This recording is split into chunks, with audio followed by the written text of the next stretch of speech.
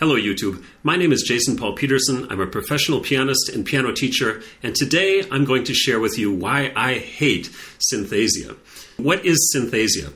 Well, most likely if you've ever searched for piano tutorials online, you've come across videos that look something like this, with falling bars and keys that light up.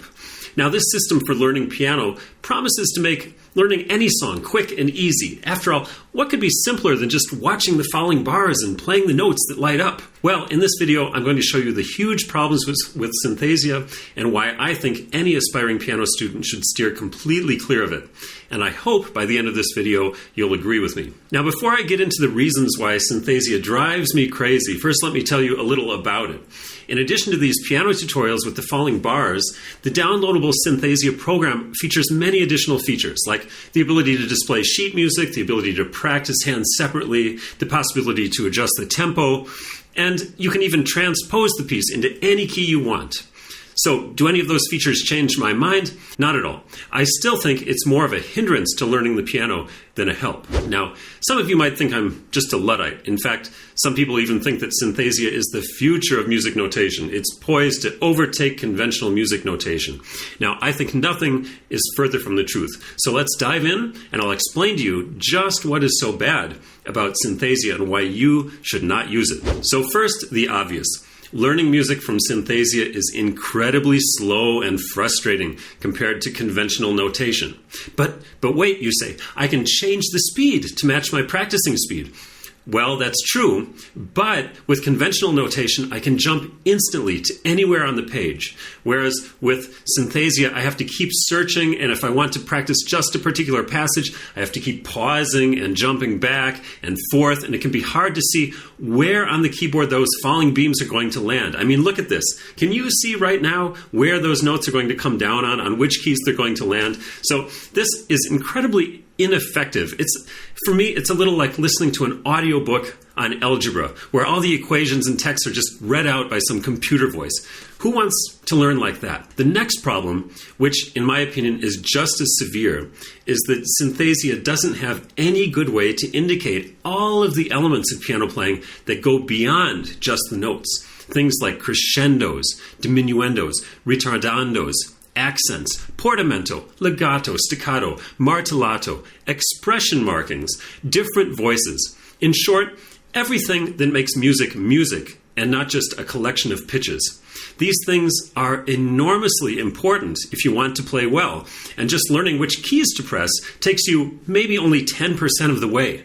And the Synthesia videos are generated from MIDI files, most of which are played by computers and are completely devoid of expression. This is definitely not something you want to imitate, unless, of course, you want to sound like a heartless and soulless computer. Now, I understand that for people who don't read music, Synthesia lowers the bar, and it makes it easy to plunk out the notes of a piece without any prior experience. But the thing is, learning to read music isn't that difficult. People make it out to be this mysterious thing that takes years to learn, and you need all kinds of talents to be able to do it, but nothing could be further from the truth. And that's why I created PetersonPianoAcademy.com, an online course which will teach you how to read piano music from scratch and open you up to a whole new world of piano music right at your fingertips. Learning to read music is easy, and it will make learning piano so much more fun and so much faster. So if you're looking for a great way to get started learning at the piano, check out PetersonPianoAcademy.com. Now, another big problem with Synthesia are the fingerings. Synthesia has the possibility to show you which piano fingerings to use, or so they claim. The problem is that these fingerings are, generally speaking, quite terrible and really not the fingerings that any good pianist will use. So if you try to copy these fingerings, you'll end up frustrated, you'll have technical problems trying to play the music, and in the worst case, you might even end up with fatigue or tendinitis. This can happen quite quickly with bad technique, so it's important to use good fingerings and not computer-generated ones. And another big problem with these fingerings is that they're completely dependent on the key in which you're playing, which means if you transpose a piece to a different key using Synthesia, the fingerings, which are most likely already terrible to begin with, are now going to be even more useless. Which brings me to yet another problem with Synthesia, the division between the hands.